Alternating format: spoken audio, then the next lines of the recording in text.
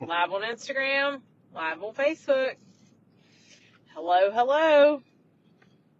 It has been a while. It has been a while. When people get on, you're going to get a real kick out of our setup here. We had to come to Target parking lot. Actually, Home Depot. Yes, Home Depot, Target. Hello, hello, you guys. Thanks for popping in and saying hello. It's good to see you. It's been a while since we've done this. Caitlin Matthew and Kendall, what's up? Caitlin rode to town with us. Rode to town. She rode with us to the parking lot where we could have decent service. Our campsite this week it's very shaded, which is nice when it's 85 degrees in Texas. But our cameras are kind of separated, so if we look like we're looking in a totally different direction, it's because we're looking at either one of the two feeds. I don't know.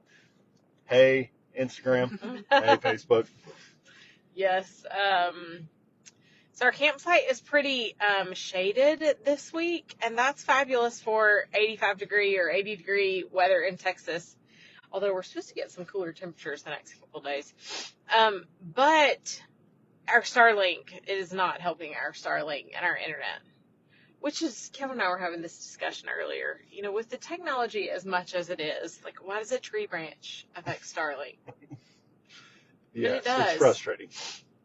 It does. So we've had a hard time trying to get our connection speed, and we were afraid that it would drop it and buffer. So the next thing you might see is like a 30-foot telescoping pole that goes out the top of our RV or something. I don't know what we're going to need to do to get that issue fixed. But had we picked a different site right across the street, we could have gotten pretty good coverage.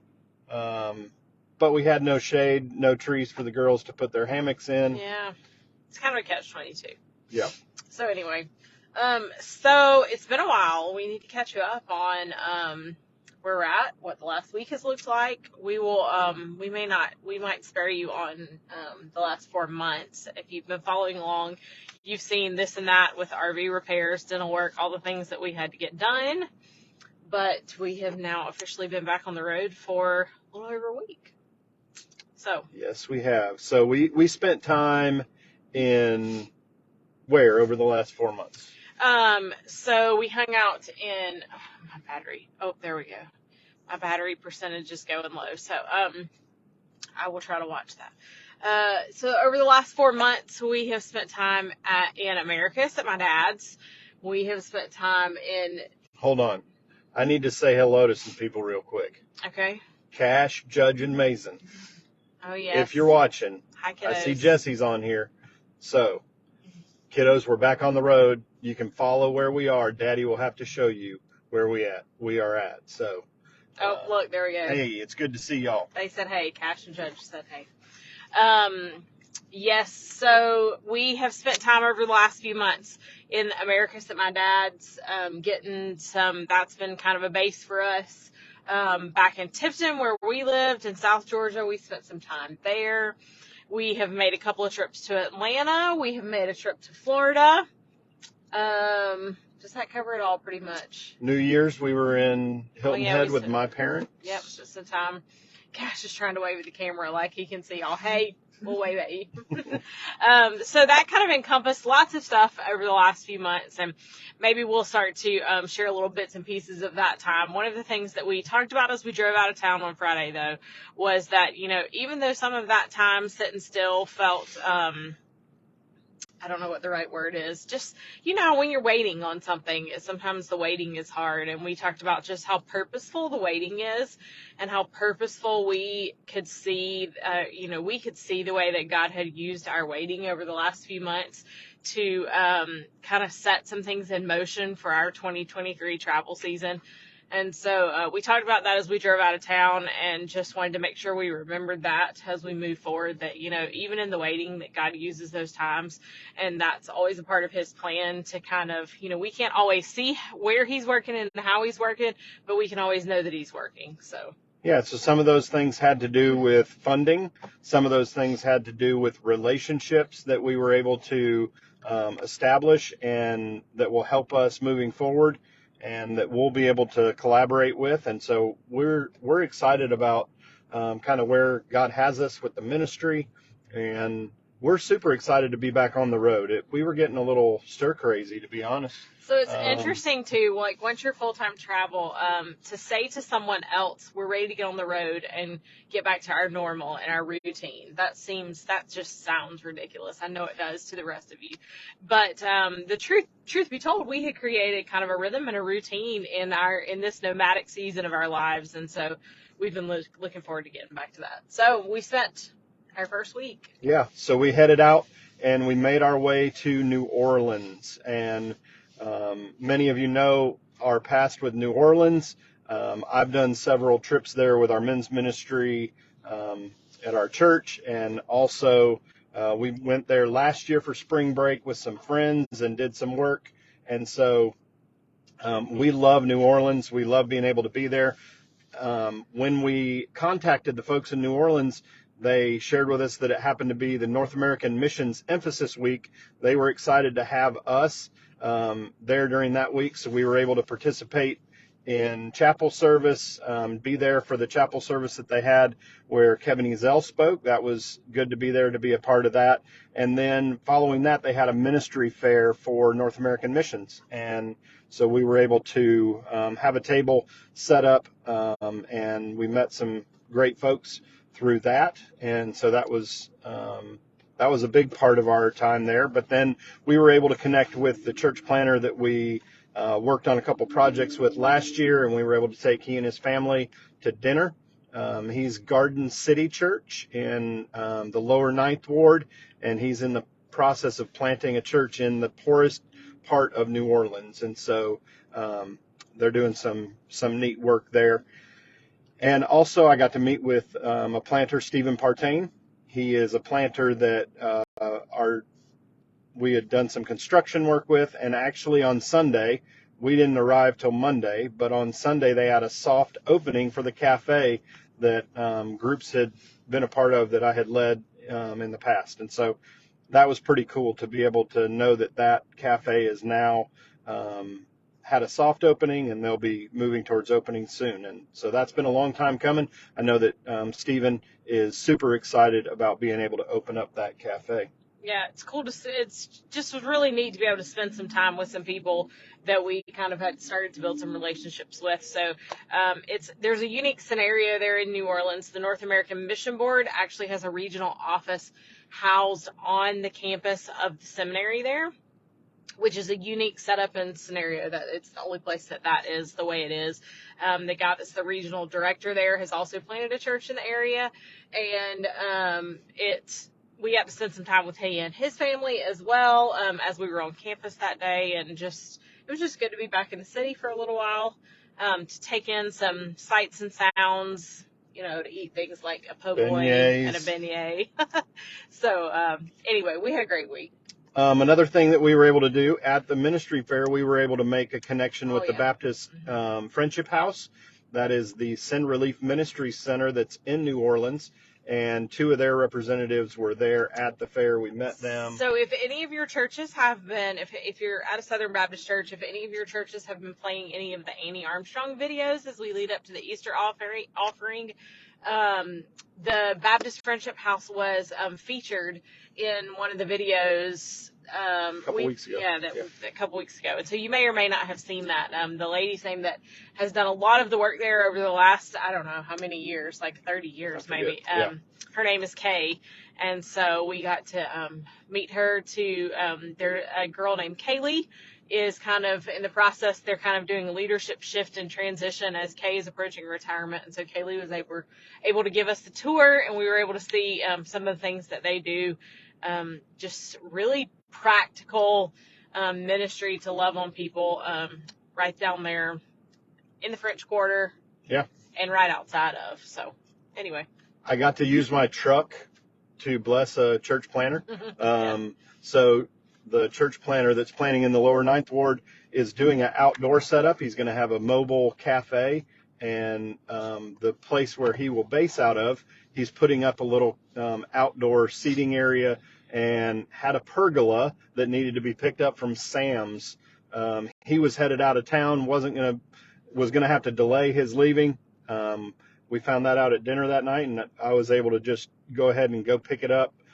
3 big boxes. He didn't have a truck, so he was going to have to find a truck and find time to get it before they headed out of town. And so, again, just something practical, small that we would be able to jump in. Yeah. So one of the guys that we met at the ministry fair when we were on campus at the seminary was the guy that is the head of all of Send Network for the state of Texas, right? The SBTC, Southern Baptists of Texas Convention. Yes. Anyway, so he is he kind of heads up and directs all of the Send Network, is the point person for all the Send Network church plants in Texas, and he is based in the Dallas-Fort Worth area, which is where we were headed this week. And so the DFW to locals. Yes. So it was a great connection because what he did, we got to spend some time getting to know him for a few minutes, and what he was able to do was kind of go ahead of us, send Kevin a list of all the guys in this area and the churches in this area. And so that's turned out to make for some good connections this week. Yeah. So when we arrived, we already had church planned, and we were able to make a connection with a church planner here in the area. And this morning we were able to go and attend Redemption City Church, and it was in somewhere outside of Fort Worth. Yeah, southwest Fort Worth. So yes. We were able to go, and it's a booming community. This place met at the Benbrook YMCA. I think that's right. That sounds right. So we can add YMCA to our list of another places. Location where we've been in church is now a YMCA, and it was a great setup. Probably the most extensive setup for any church that we've been to thus far as sound, light, stage, kids area, chairs, all of that. When I asked what time they had to show up, their first setup crew shows up at 5:30. There's a group that shows up at 6 and a group that shows up at 7. And so that's every week. So they get there at 5:30, 5:45. And we got done helping them tear down 12:45 and got to go to lunch with. They've just started us where they were doing 2 worship services. They're a couple of years old, and I overheard one of the guys say that they've had one Sunday where they bumped to over 200 in attendance. And so they've just moved to 2 worship services to make sure they have enough time. And so they do one at like 9:15, and we went to the 10:30 service. So anyway, then their staff and core team they kind of have this tradition of when they get done tearing down, that they all take off to lunch. And so they have tons of kids, like we do. And so we just jumped right in the mix and got to go to Canes with them. Yeah. Canes, we're far enough west that we've started to pick back up Canes again, and we enjoy Canes. For those of you who have never heard of Canes, it's called Raising Canes, and think Zaxby's. I think it's better than Zaxby's, but I like it better as well. What about you, Chloe? Do you like it better than Zaxby's? I don't know. Chloe's still very loyal to her Zaxby's. So Chloe is never going to like it as well because they don't have ranch dressing, which I think is kind of stupid, personally. Yeah.